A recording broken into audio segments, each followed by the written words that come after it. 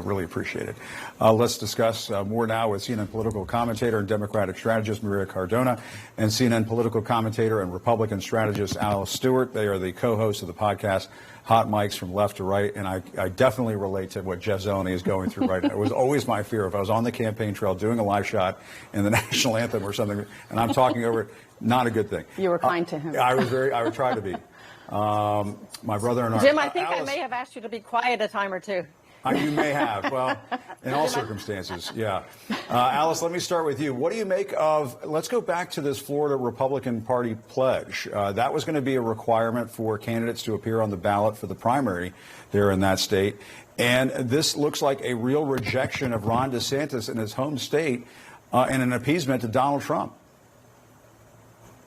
Here's the problem with that, Jim. If any person supports a particular candidate on any party and they don't see that whoever the nominee is should have the full endorsement of the party, then that's a problem. Those are supporters of a person and not a party. And look, I think if you are running on the Republican ticket or the Democratic ticket, whoever is the party's nominee should have your full-fledged support.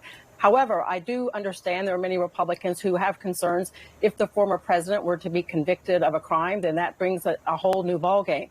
But look, the position of many Republicans, not just in Florida, but across the country, is that whoever's the party's nominee, it's incumbent upon Republicans to coalesce and unite behind that person to take on whoever the Democrats put forth, because that's the whole purpose of the party, is to unite on the issues that bring us together and not the personalities that divide us. And Maria, let me ask you about the other big headline of the day, which is the special counsel Jack Smith asking a federal judge to limit the former president's comments on this election subversion case. Mm-hmm. Let's listen to how Trump is responding to that. Let's listen.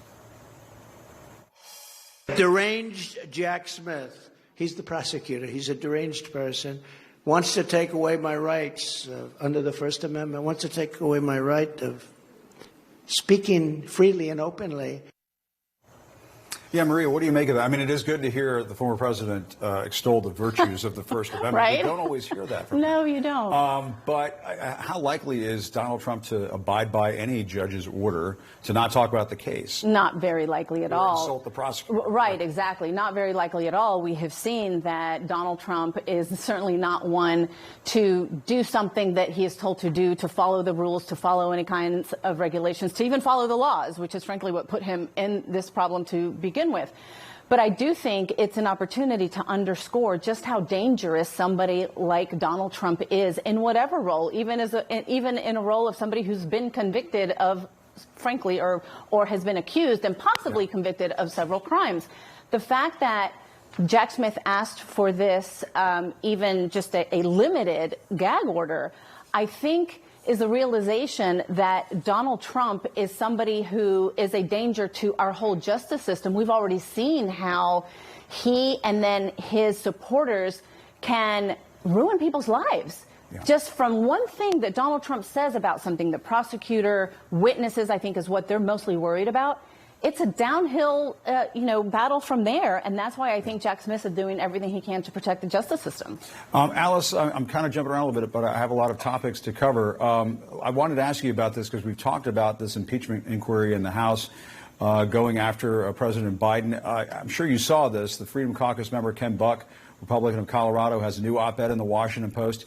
He is going after his own Republicans in this effort to impeach President Biden. He's writing this: Trump's impeachment in 2019 was a disgrace to the Constitution and a disservice to Americans. This is according to Ken Buck. The GOP's reprise in 2023 is no better. What do you think about that, Alice? I agree. Look, we need to look at the business at hand. What does Congress need to be doing right now? They need to be passing spending bills. They need to be talking about appropriations. They need to be making sure that we avoid a government shutdown. That should be priority number one, because that impacts and affects people across this country. And for any of the Republicans in the House to basically hold hostage these important budget talks for promises of furthering this impeachment probe is completely wrong. Like, I'm a firm believer that members in Washington can walk and chew gum at the same time, but we're running up against a spending deadline. That needs to be the first priority. And they can further move on with the inquiry into President Biden. And I do think there is reason for inquiring into the business dealings that Hunter Biden did and whether or not President Biden was involved in that, but that should not be priority number one for members of Congress. Maria? I don't think there's any reason to go into an impeachment. And I think, frankly, it screams about the desperation of somebody like Kevin McCarthy.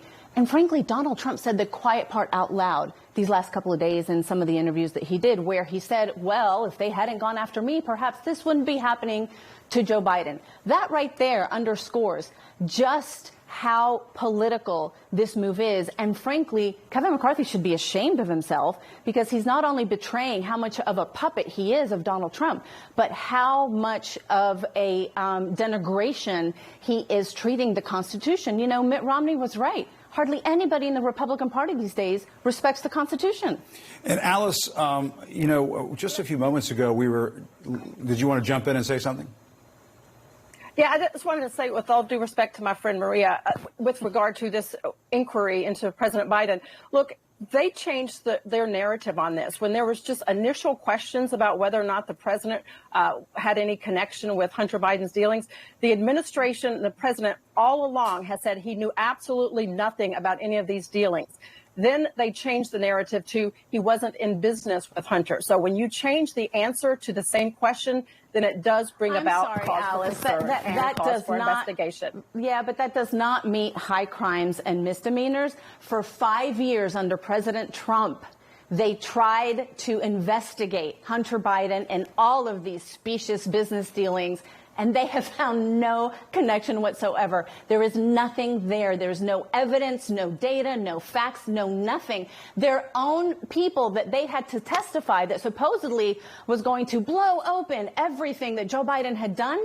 He himself, Devin Archer, I believe is his name, he himself said that what he was talking about pointed to absolutely zero wrongdoing on behalf of President Biden. So again, this is simply puppeteering by Donald Trump, desperation by the Republican Party. Alice, do you think it's possible that this could backfire on House Republicans in the way that it did with the Clinton impeachment effort? Do you worry about that? Ultimately, at the end of this inquiry, if there's no there, then certainly it could backfire on Republicans. But I think we need to, as we do with any of these investigation and probes, let's follow the information and follow the facts that we have, and then make a conclusion at the end. I think it's wrong to prejudge any type of investigation or any inquiry, and let's let the facts play out as they may. And if there is nothing at the end of this road, then yes, it will be problematic for Republicans, but it is certainly worthy of inquiry. I think it's a waste of time, and I do think it will backfire politically on the Republicans. They can't help themselves but overreach. But you know what? Bring it on. All right. Well, let me switch topics, because as Jeff Zeleny was reporting at the top of the show of this hour, Donald Trump is not out in Iowa this evening. He was in D.C. last night. Listen to what he had to say about the 2016 election. Let's talk about this. The country was very divided, and we did with Obama. We won an election that everyone said couldn't be won. We beat Hillary Clinton. Now, you know, I used to call her Crooked Hillary. You know, he seems to be saying there, Alice and Maria, that he beat Obama in 2016. And there was another moment during the speech last night. Maybe he was tired or having a long day or something, but there was another moment in the speech last night where he indicated that if he's not made president again, he's not elected president again, there might be World War II. World War II's already happened. Alice, there's been a lot of talk about Joe Biden's age. Donald Trump is only 3 years younger than Joe Biden, and just seemed to be having some trouble last night getting the words out.